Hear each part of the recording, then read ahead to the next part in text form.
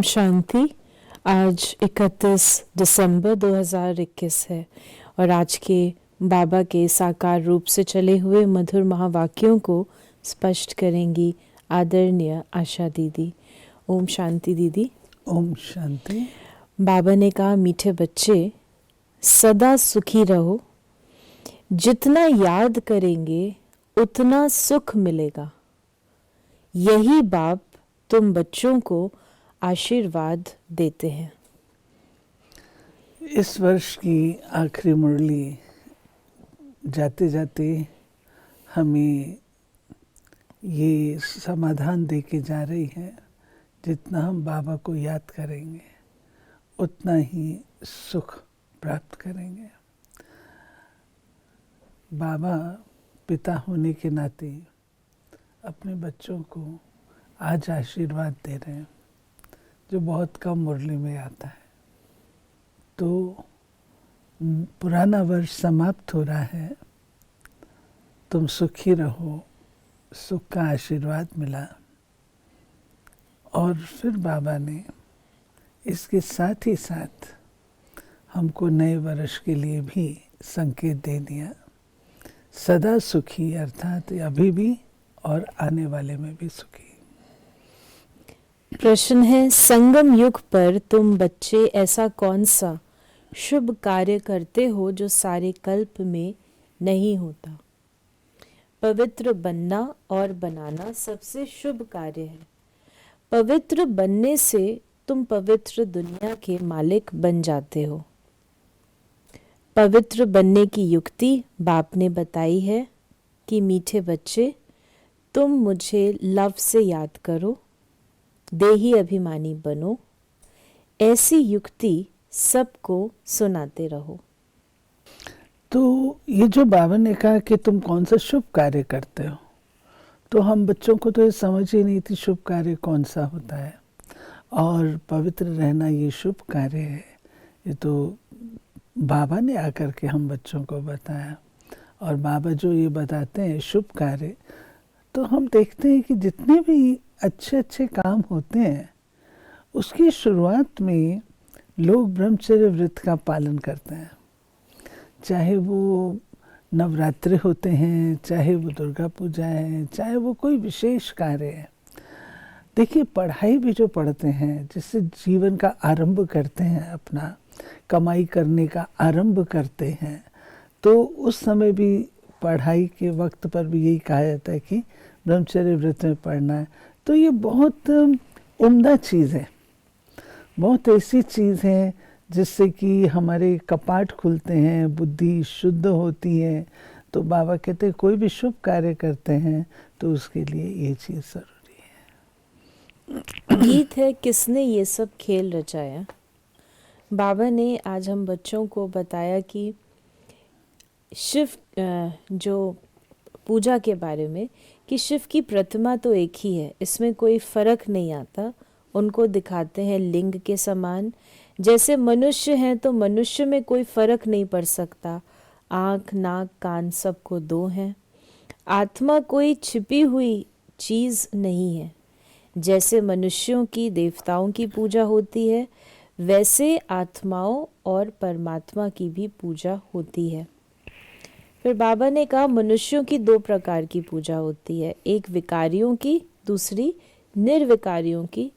उसको कहा जाता है भूत पूजा, क्योंकि यहाँ तो शरीर कोई का भी पवित्र है नहीं।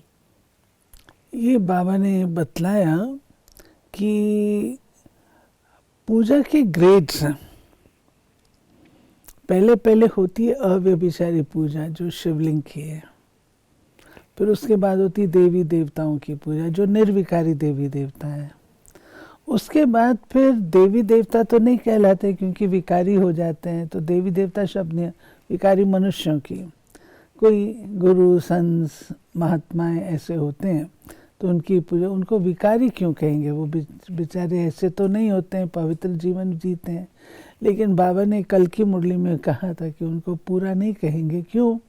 क्योंकि उनका जो जन्म है वो तो विकारी बीज से होता है ना, उस भाव से बाबा कहते हैं।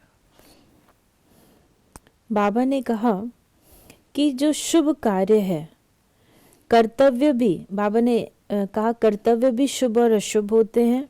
कहा जाता है कि शुभ कार्य में देरी नहीं करनी चाहिए। बाप कहते हैं मैं तुमको कितना अच्छा बनाता हूँ, तुम पवित्र बनो तो पवित्र दुनिया का मालिक बनोगे। इन जैसा शुभ कार्य कोई हो नहीं सकता। तुम पावन थे, अब घड़ी घड़ी बाप कहते हैं देही अभिमानी बनो। आत्मा का संबंध ही एक बाप से है, वो बैठ पढ़ाते हैं। ये प्रैक्टिकल अनुभव की बात है। फिर बाबा ने कहा कि जो आशीर्वाद बाबा ने आज हम बच्चों को दी है, तुम बच्चे जानते हो बाबा हमको आशीर्वाद दे रहे हैं, सदा सुखी रहो, मुझे याद करो। बाप कितना प्यार, प्रेम, नम्रता से बैठ समझाते हैं। बाप बच्चों का सर्वेंट है ना। कितने बच्चों की चाकरी करनी होती है। माँ मर जाती है तो बाप को सब कुछ बच्चों का करना पड़ता है। ये बाप कितना बच्चों को प्यार से समझाते हैं। अपने पैरों पर खड़ा होना है। ये एक पिता के नाते प्यारे बाबा हम बच्चों को समझ दे रहे हैं कि मीठे बच्चे तुम्हें अपने पाँव पे खड़े होना है। अपने पाँव पे खड़े होना अर्थात हर प्रकार से इंडिपेंडेंट रहना है। आज कोई घटना घटती है, परिस्थिति ऐसी कोई आती है और मैं परेशान होकर के अपनी अवस्था को ख़राब कर लेती हूँ। फिर मुझे किसी सीनियर से बात करनी पड़ती है अपने आप को ठीक करने के लिए। तो ये अवस्था हमारी अचल और डोल तो नहीं हुई ना।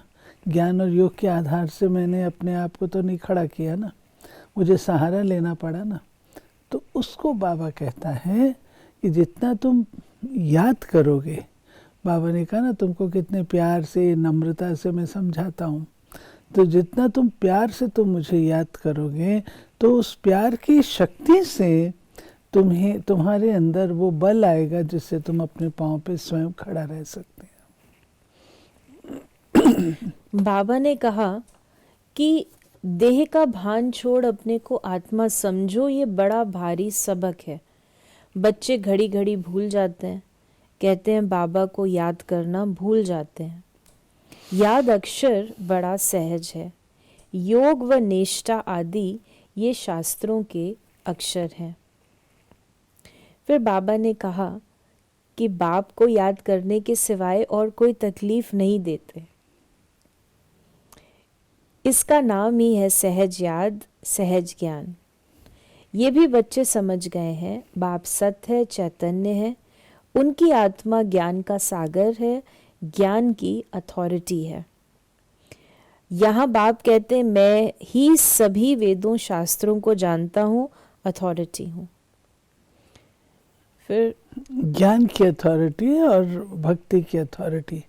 एक है वेद शास्त्रों की अथॉरिटी, टाइटल्स जिनको मिलते हैं, दूसरे ज्ञान की अथॉरिटी।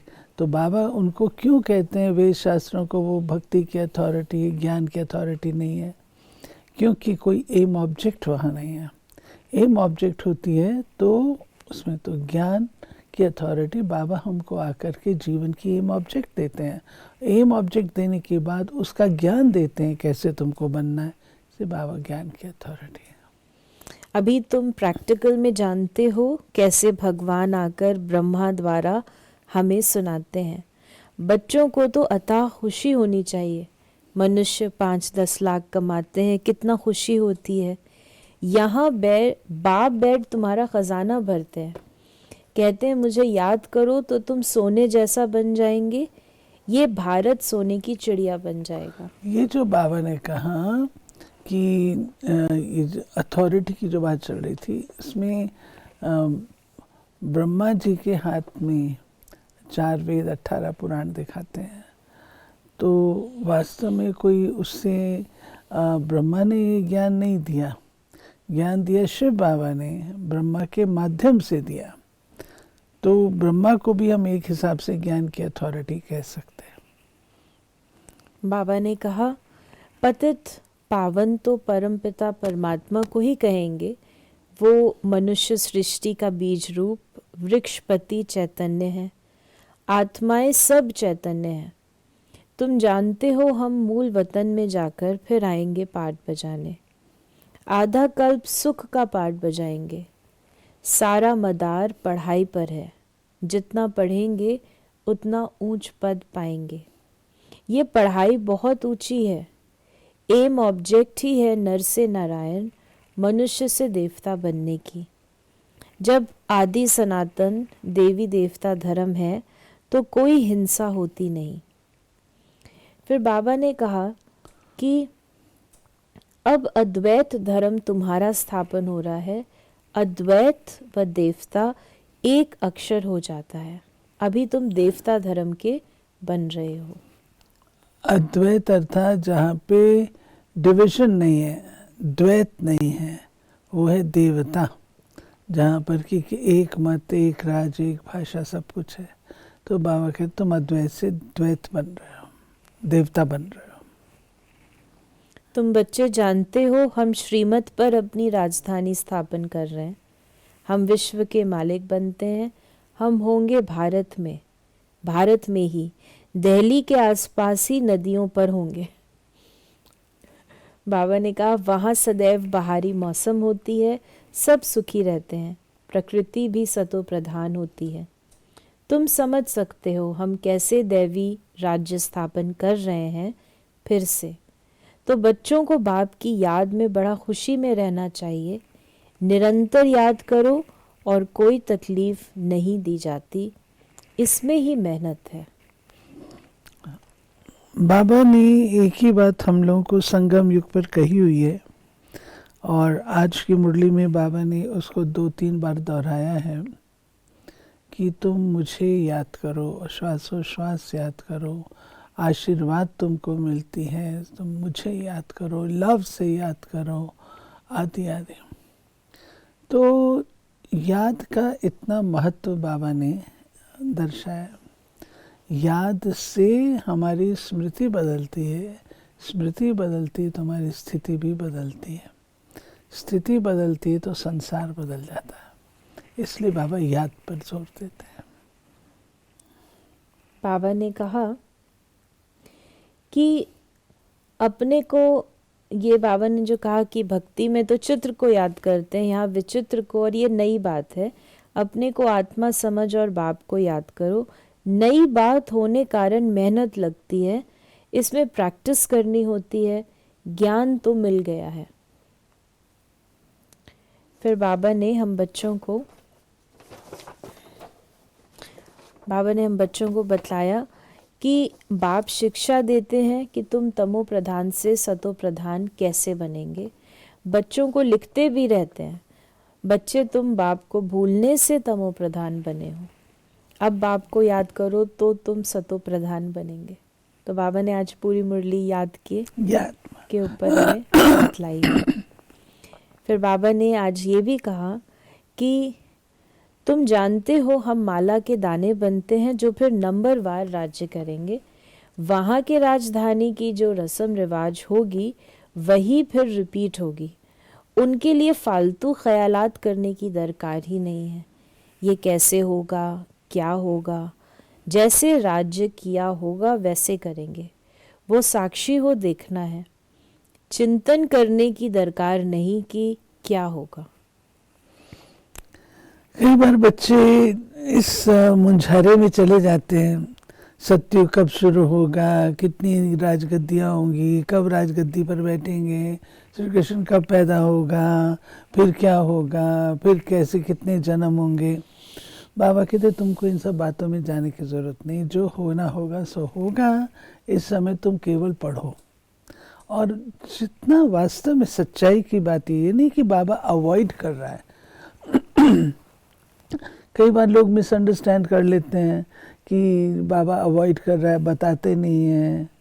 बाबा टीचर है, तो टीचर को पता है स्टूडेंट को कौन सी बात कब समझानी है, स्टूडेंट को पता है कि कौन सी बात कम टीचर बताएगा। टीचर का काम है ना। टीचर देखता है कि मेरे स्टूडेंट की अवस्था भी इतनी ऊंची नहीं है, और वो अगर ये सब बातें बताएं, ये तो कंफ्यूजन में आ जाए। अच्छा इतने वर्ष वही कैलकुलेट करना शुरू कर दें, शिव बाबा की याद भूल जाए, असली काम भूल जाए, कैलकुलेशन कॉन्शियस हो जाए। तो इसलिए बाबा नहीं बताता है, बाबा वक्त पर सब कुछ बताएगा, इतना निश्चय हम बच्चों को होना चाहिए। आज का वरदान है, श्रेष्ठ मत के आधार पर मायावी संग दोष से परे रहने वाले शक्ति स्वरूप भव। बच्चों की एक कंप्लेन रहती है कि संबंधी नहीं सुनते, संग अच्छा नहीं है, इस कारण शक्तिशाली नहीं बन सकते। लेकिन श्रेष्ठ मत के आधार पर ज्ञान स्वरूप, शक्ति स्वरूप के वरदानी बन अपनी स्थिति को अचल बनाओ।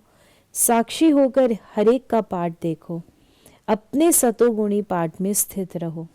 सदा बाप के संग में रहो तो तमोगुणी आत्मा के संग के रंग का प्रभाव पड़ नहीं सकता। और स्लोगन है, कर्म योगी वो है जो कर्म के कल्प वृक्ष की डाली पर बैठ कर्म करते भी उपराम स्थिति में रहे। ये प्रायः कहते हैं कि कर्म करते हुए शिव बाबा की याद रहे, आज है कर्म करते हुए उपराम स्थिति। तो ये थे बाबा के आज के महावाक्यों का स्पष्टीकरण। यदि आपके मन में कोई सवाल है तो आप मैसेज करें या व्हाट्सएप करें 8826599309 पर, और हम आपके प्रश्नों का उत्तर प्रश्नोत्तरी कार्यक्रम में लेने का प्रयास अवश्य करेंगे। ओम शांति।